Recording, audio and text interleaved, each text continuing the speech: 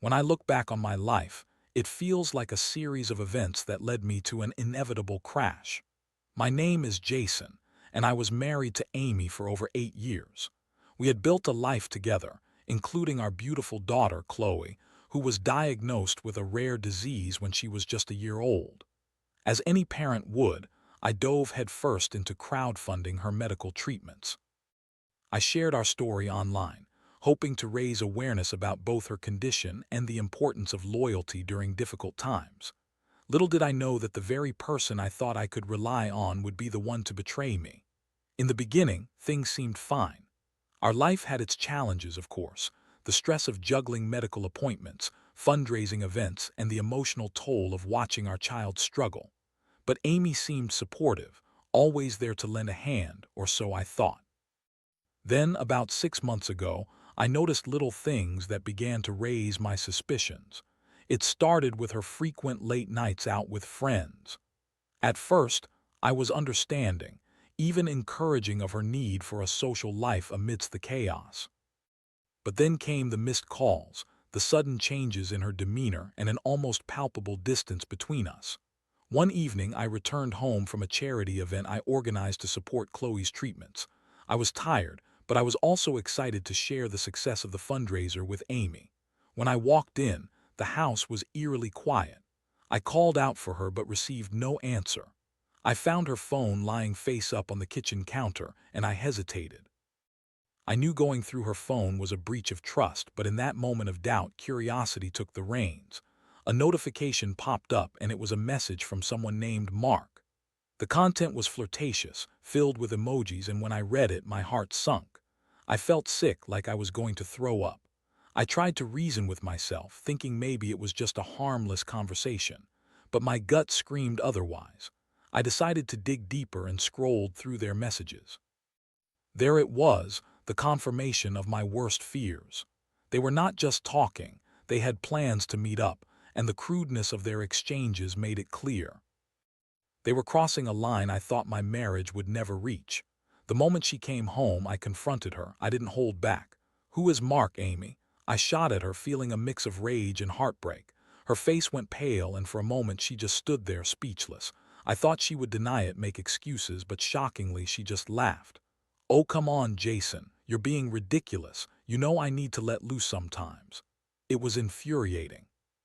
She was dismissive, as if I was overreacting to a minor issue.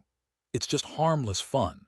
You're so wrapped up in Chloe's stuff, you don't think about my feelings." She twisted the narrative to make it seem like I was the bad guy for being concerned about our marriage while I was working tirelessly for our daughter's health. It was a classic manipulation tactic, and it made my anger boil over.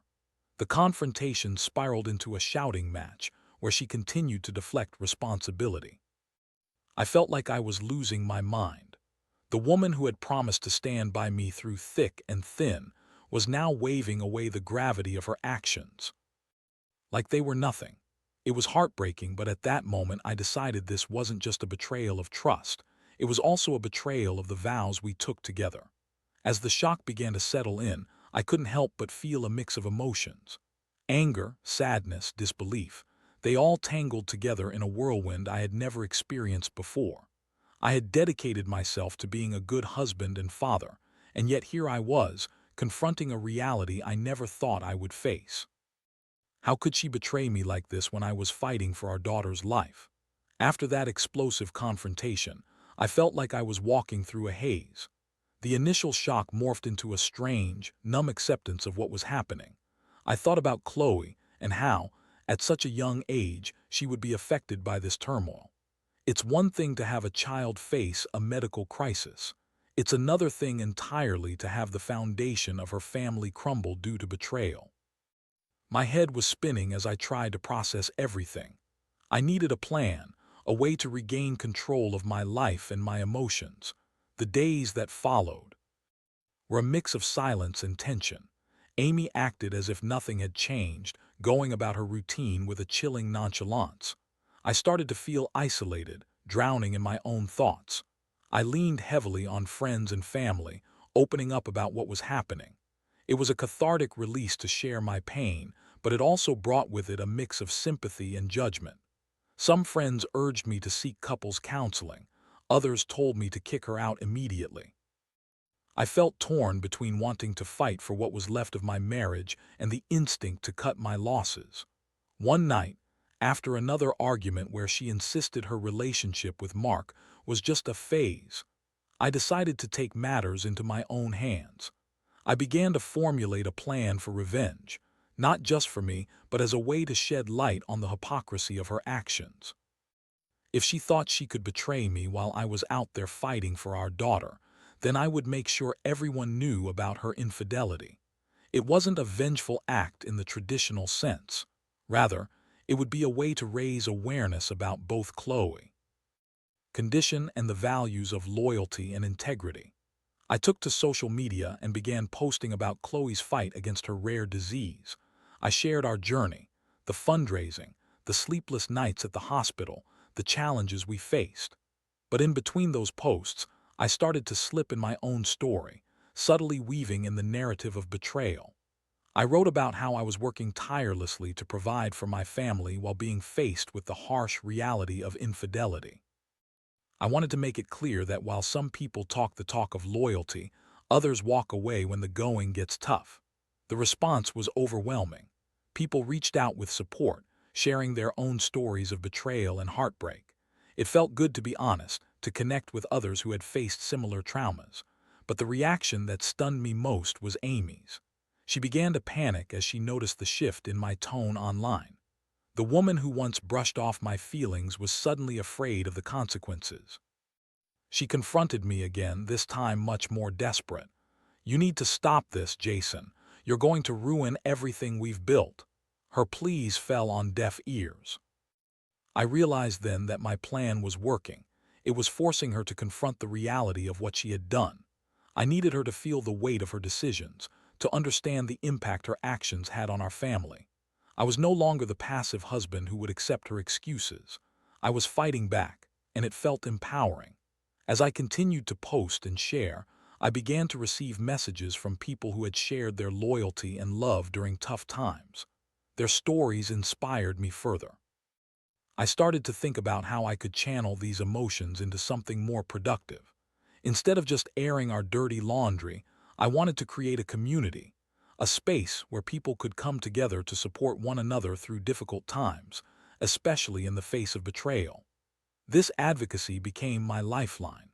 I spent hours crafting posts, sharing not just our story but also educating people about Chloe's condition.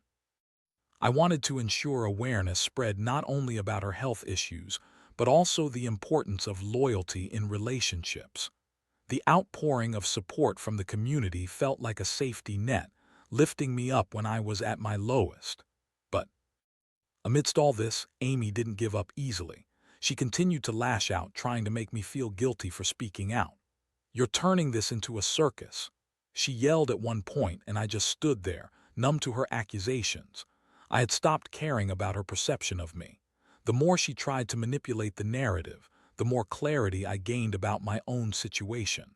I was no longer going to let her define my worth or my role as a husband and a father. In that whirlwind of emotions and actions, I began to find my footing. The betrayal had ignited a fire in me that I didn't know existed. I wasn't just fighting for Chloe anymore. I was fighting for myself, for my dignity and my self-respect. And as I moved forward, I knew that whatever came next would be on my terms. As I laid the groundwork for my advocacy, I still grappled with the emotional fallout of Amy's betrayal. The pain was still fresh, the anger simmering below the surface.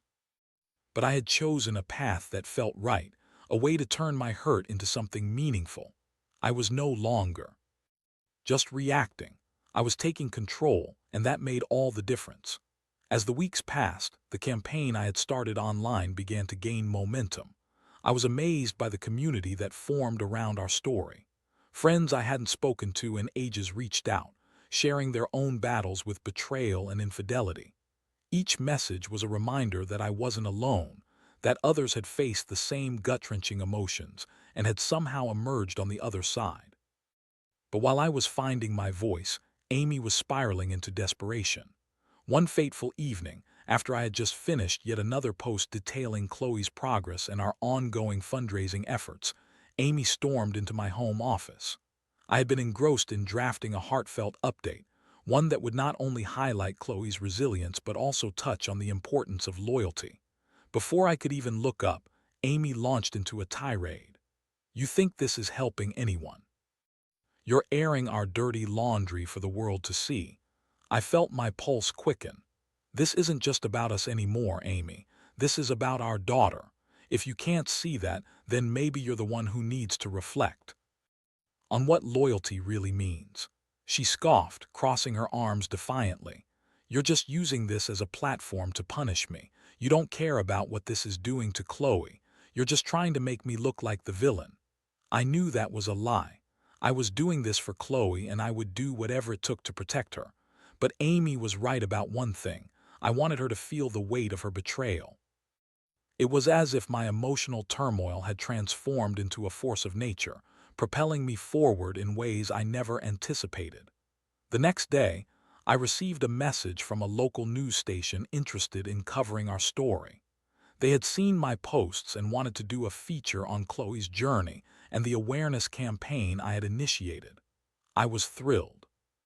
This was the platform I needed to shed light on rare diseases and the importance of loyalty and integrity in relationships, especially during challenging times. But Amy was less than thrilled.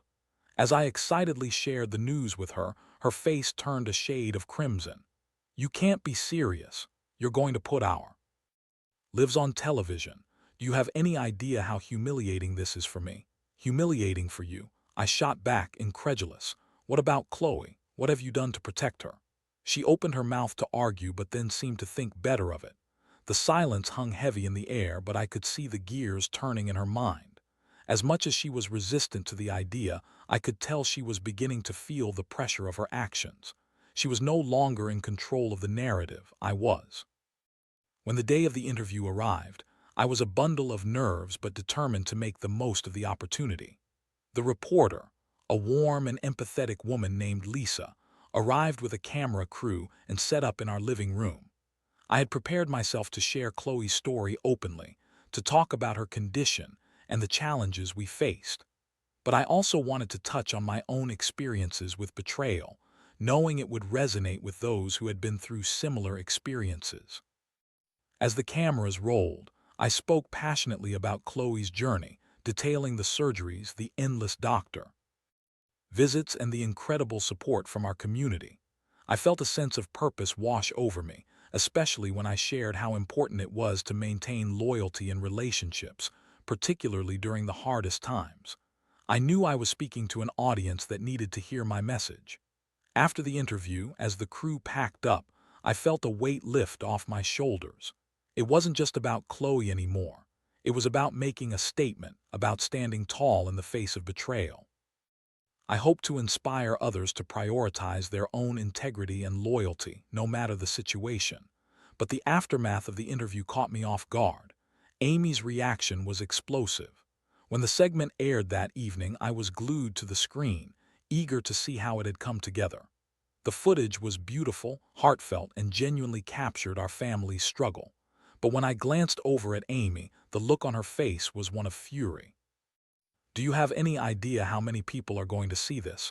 You've turned us into a spectacle," she yelled, her voice dripping with venom. "I can't believe you would do this to me. You're ruining our family's reputation." I stood there, incredulous. "Ruining our reputation? You are the one who cheated, Amy. You're the one who betrayed our family. I'm simply sharing the truth." That night, the tension in our home reached a breaking point. I felt a mix of sadness and anger, realizing how far we had drifted apart. I had been advocating for Chloe, trying to raise awareness and support for our daughter, all while Amy refused to take responsibility for her actions.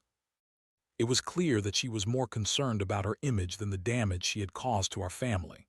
As I lay in bed, staring at the ceiling, I felt a growing sense of clarity.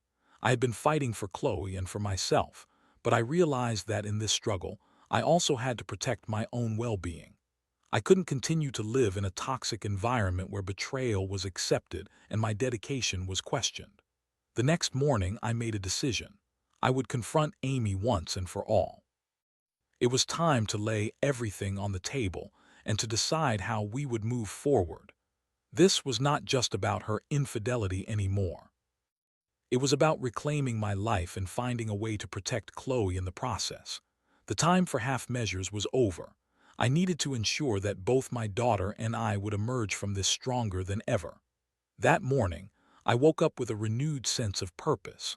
I had spent so long in the shadows of Amy's betrayal, walking a thin line between anger and sadness, and it was time to break free. I took a moment to gather my thoughts, crafting what I wanted to say, knowing it was crucial to approach the conversation with clarity and determination. I needed to convey how serious the situation had become. As I made my way to the kitchen, I found Amy pouring herself a cup of coffee, her expression still dark. She looked up at me and I could see the tension in her shoulders. "So what now? Are you going to keep airing our dirty laundry?" She spat, her tone laced with bitterness. "Amy," I said firmly, "we need to talk. This isn't just about me anymore, it's about Chloe and our future. We can't keep living like this." I took a deep breath, feeling my heart race. "You've made choices that have hurt us and I can't pretend everything is fine anymore. I need to know if you're willing to take responsibility for what you've done." She rolled her eyes, the same dismissive attitude that had made me furious in the past surfacing again. "Taking responsibility? What do you want me to do, Jason? Grovel at your feet? I didn't think you'd care so much. I thought you'd be too busy with your little advocacy project." Frustration bubbled inside me. "This isn't about the advocacy, it's about our family. You've been absent emotionally and your actions have consequences. I'm trying to protect Chloe and you're making it impossible for us to move forward." Amy crossed her arms defiantly, her gaze unwavering. "Fine, what do you want from me? I'm not going to just sit here and let you dictate how I feel. You're so wrapped up in your own agenda that you can't see how this is affecting me." I took a step closer, my resolve hardening. "What you don't seem to understand is that you're not the victim here. You're the one who chose to betray our marriage. While I was fighting for our daughter's life, you put your needs above our family. If you want to salvage this, it's time to show some accountability." The silence that stretched between us felt heavy, but I could see a flicker of realization in her eyes. Perhaps for the first time, the gravity of her actions was beginning to dawn on her. I pressed on, wanting to make sure she understood the importance of what I was saying. "I can't keep living like this, Amy. If you're not willing to work on our marriage to truly rebuild the trust that was shattered, then I don't know how we can continue." She opened her mouth, attempting to form a response, but then fell silent. I could see the conflict on her face, the guilt warring with her need to protect her own ego. "You think it's that easy?" she finally said, her voice quieter but tinged with defiance. "You think I just want to walk away? Do you think I'm proud of what I did?" I softened a bit, recognizing that perhaps she was starting to feel the weight of her choices. "No, I don't think it's easy, but you have to realize that this isn't just about you anymore. It's about rebuilding trust, and that takes effort from both sides. If you want to work on this, then we need to start being honest with each other." Amy let out a heavy sigh, and for a brief moment I thought I saw a glimmer of vulnerability in her expression. "I don't know where to start," she admitted, her tone finally shifting. It was a small crack in the armor she had put up, but it was a start. "Let's start with honesty," I suggested gently. "I want you to tell me how you really feel about everything that's happened. Why did you seek comfort outside of our marriage? What were you looking for?" She hesitated, her eyes darting away. "I felt so overwhelmed, Jason. With everything going on with Chloe, I got lost. I wanted to feel something other than the weight of it all. It was stupid, I know that now, but in those moments it felt like an escape." Her admission cut deep, but I forced myself to listen. "I understand that feeling overwhelmed can lead to poor choices. But pushing me away and seeking solace in someone else is not the answer. We were supposed to be a team, supporting one another through the darkest times." "I know," she replied softly, her voice breaking slightly. "I messed up. I thought I could handle it all on my own, but I didn't realize how much I was pushing you away." I nodded, feeling the emotional wall between us begin to crumble, even if just a little. "It's going to take time to rebuild what was lost. If we're going to move forward, we need to be transparent, and that means discussing everything. our feelings, our fears, and what we both want from this relationship moving forward. As we continued to talk, the conversation became more constructive. We began to outline the steps we needed to take to rebuild our relationship. I suggested couples counseling, and to my surprise, she agreed, albeit reluctantly. I know I need help, Jason. I can't keep doing this on my own. It felt like a turning point, a moment when the fog of betrayal began to lift. It wouldn't be easy, but I finally felt a sense of hope that maybe we could navigate this path together. That evening, I found myself thinking about the journey ahead. It was going to be a long road, filled with challenges and deep emotional work, but I was committed to fighting for my family. I wanted to ensure Chloe grew up in a home filled with love and loyalty, not one tainted by dishonesty. As I lay in bed that night, I felt a cautious optimism. We had a lot to work through, but for the first time in a long while, I felt like we were finally on the same page. If we were going to rebuild the trust that had been shattered, it would take both of us doing the hard work. And as difficult as it was to confront Amy about her infidelity, I knew it was the first step toward healing. I was ready to embrace that journey, no matter where it led us. As the days turned into weeks, the journey toward rebuilding our marriage became a complex tapestry of emotions, therapy sessions, and long, honest conversations. I could feel the weight of the betrayal slowly lifting, but it was a gradual process. Each time we sat down with our counselor, I saw glimpses of the woman I once loved peeking through the cracks of Amy's facade. She was starting to confront her demons, and while I was still grappling with the pain of her infidelity, I felt a flicker of hope ignite within me. Our sessions brought out discussions I had never anticipated. Amy shared her feelings of inadequacy, how the stress of Chloe's illness made her feel powerless and alone. I listened, trying to empathize, even though it was difficult to reconcile her pain with the hurt she had caused. We dug into the reasons why she had turned to another man during our darkest hour, and slowly, I began to understand the toxic cycle we had fallen into. There were bad days, of course. Days when anger bubbled to the surface unexpectedly, and I found myself questioning everything again. One day, we had a particularly intense argument after a therapy session.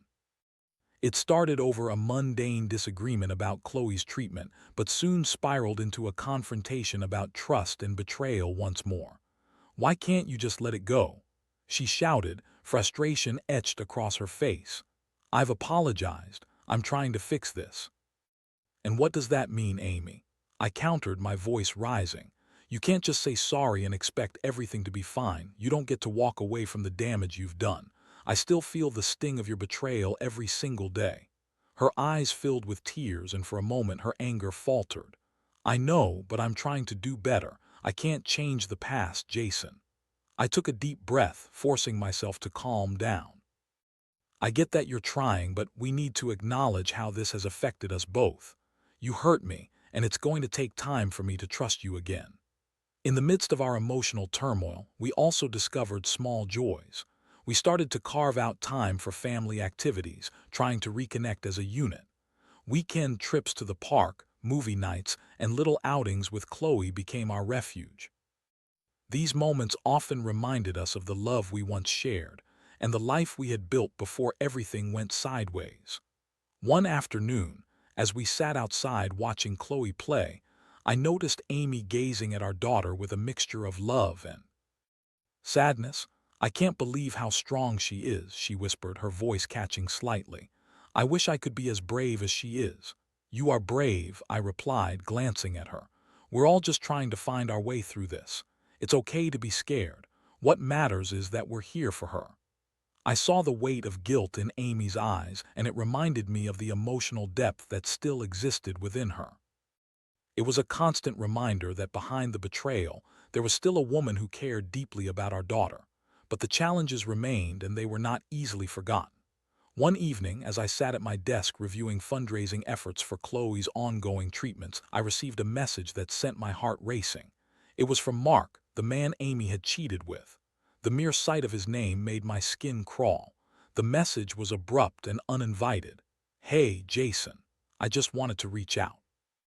I think you should know that Amy and I are still in contact, and she's been talking about our connection. Just wanted to give you a heads up. I felt a surge of anger and betrayal all over again. How dare he?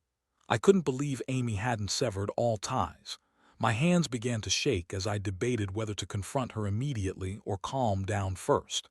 She had assured me she was committed to working on our marriage, but this message threatened to unravel everything once again. After pacing for what felt like an eternity, I decided to confront Amy right away. When I walked into the living room, she was curled up on the couch, seemingly lost in her thoughts. "We need to talk," I said, my voice steady but filled with urgency. Her expression shifted instantly, concern flashing across her face. "What's wrong?" "Mark reached out to me," I replied bluntly, watching her reaction closely. "He said you're still in contact. Is that true?" Her eyes widened in shock, and I could almost see the gears turning in her mind as she processed what I had just said. "What?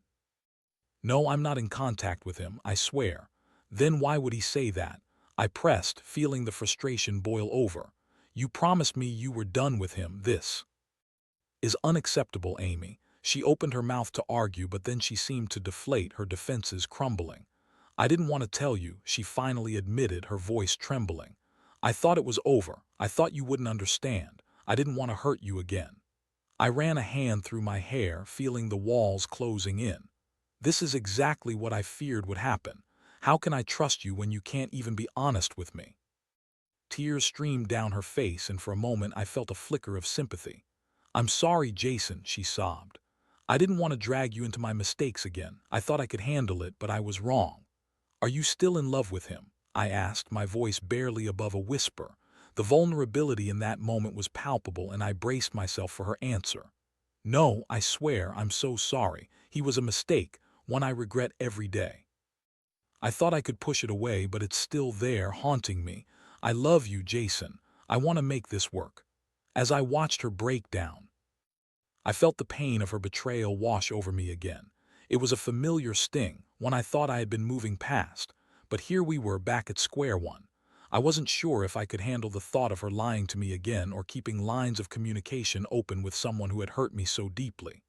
"I need to think about this," I said finally, my heart heavy.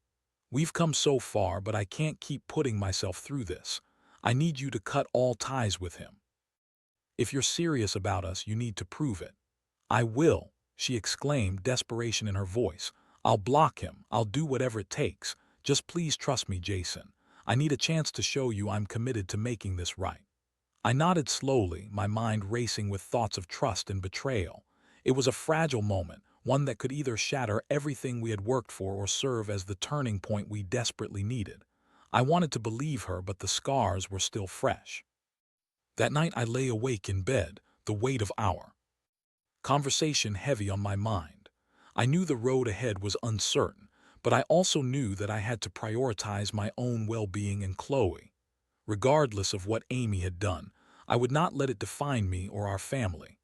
As I closed my eyes, I resolved to take that next step. I would give Amy a chance, but under the condition that she could prove her commitment and loyalty to me and our daughter. It was time to embrace the possibility of healing, even if that meant walking through the fire of doubt and uncertainty. It was a risk, but one I was willing to take for the sake of our family. The following weeks were a whirlwind of emotions. Amy had taken my ultimatum seriously, and she did exactly what she promised. She cut all ties with Mark, even going as far as blocking him on all social media platforms. I was relieved to see her taking these steps, but I remained cautious. Trust, once shattered, takes time to rebuild, and I was still navigating the choppy waters of my feelings. Counseling sessions became a regular part of our lives. We leaned into the hard conversations, discussing our fears, our hopes, and the pain of betrayal. I was surprised at the depth of Amy's honesty during those sessions. She opened up about her insecurities, how the pressure of Chloe's illness had left her feeling powerless. I realized that her actions, while unforgivable, stemmed from a place of vulnerability and fear. One particular session stood out in my mind. Amy spoke about the guilt she felt for her infidelity and how it had affected her relationship with Chloe. "I feel like I've been a terrible mother," she confessed, tears streaming down her face. I was so caught up in my own issues that I lost sight of what really mattered. I thought I could escape, but it only made things worse. Hearing her vulnerability broke down some of the walls I had built around my heart. It was clear that she was genuinely remorseful and willing to put in the work to mend our family. I began to see her not just as a wife who had betrayed me, but as a partner who was struggling to find her way back to herself. As we continued to work through our issues, something shifted between us. There were moments of laughter, of connection that had been absent for so long. One evening, while we were preparing dinner together, I noticed Amy humming a tune, a lightness in her demeanor that I hadn't seen in ages. It felt good to share a laugh, to feel the warmth of her presence without the constant shadow of betrayal looming over us. One day, as I was scrolling through social media, I saw a post that made my heart swell. It was a photo of Chloe smiling brightly at the park, and below it, Amy had written a heartfelt message about our daughter's strength and resilience. She had taken to heart our discussions about loyalty and love, not just in our marriage but also as parents. It was a beautiful reflection of how far we had come, and for the first time in a long while, I felt a sense of hope. However, I was still haunted by the shadows of our past. I found myself revisiting the pain of betrayal often, especially during quiet moments when my mind wandered. I knew I couldn't erase what had happened, and that was the hardest part of the healing process. But I also realized that while the scars would remain, they didn't have to define our future. As summer rolled in, we decided to throw a fundraising event for Chloe's medical treatments. I took the lead in organizing it, but this time Amy was right beside me, eager to help. We worked together, showcasing our family story, sharing the ups and downs, and celebrating Chloe's progress. The event was a success, drawing in friends, family, and even some local business sponsors who had followed our journey online. At the event, as I stood on the makeshift stage, I felt an overwhelming sense of pride. I spoke about Chloe's journey, about the importance of community and support during tough times. I also spoke about loyalty, not just in relationships but toward family, friends, and the values that keep us grounded. I made sure to acknowledge Amy's efforts, thanking her for her commitment to our family. The applause from the audience felt validating, and in that moment I realized how far we had come together. After the event, as we packed up the remaining supplies, Amy turned to me, her eyes glistening with gratitude. "Thank you for believing in us," she said softly. "I know I've messed up, but I want you to know that I'm here, ready to make this work." "I appreciate that," I replied, feeling the warmth in my heart. "It's not about forgetting what happened, it's about moving forward together. I'm willing to try if you are." In the months that followed, we continued to work on ourselves and our relationship. We attended therapy regularly, engaged in open conversations, and prioritized our family time. I found myself slowly letting go of the anger and resentment that had once consumed me. While the journey was far from perfect, I felt the bond between us strengthening. There were still moments of doubt, moments when I would catch myself wondering if Amy would slip back into old habits. But I learned to communicate those feelings instead of letting them fester. She would reassure me, often holding my hand and reminding me of our shared commitment to rebuild what had been broken. As Chloe continued to thrive, she became a beacon of hope for both of us. We learned to navigate her medical challenges together, fostering a sense of teamwork that had previously felt compromised. The love we had for her served as a reminder of the importance of family, loyalty, and resilience. Reflecting back on this tumultuous journey, I realized that while betrayal had brought us to our knees, it also opened the door for some of the most profound conversations we had ever had. I learned about forgiveness, not just for Amy but for myself as well. I had to forgive myself for feeling hurt, for doubting our love, and for questioning the future. My advice to anyone facing a similar situation: it's essential to communicate openly and honestly. Take the time to understand the emotions involved and don't shy away from seeking help. Remember that healing is a journey, not a destination. Our scars may remain, but they can serve as reminders of our strength and the resilience of love. As I sit here today, I can say that our family is on a path of healing. Amy and I are rediscovering our connection, learning to trust each other again, and finding joy in the little moments we once took for granted. It's not perfect, but it's real and it's ours. And for now, that's enough.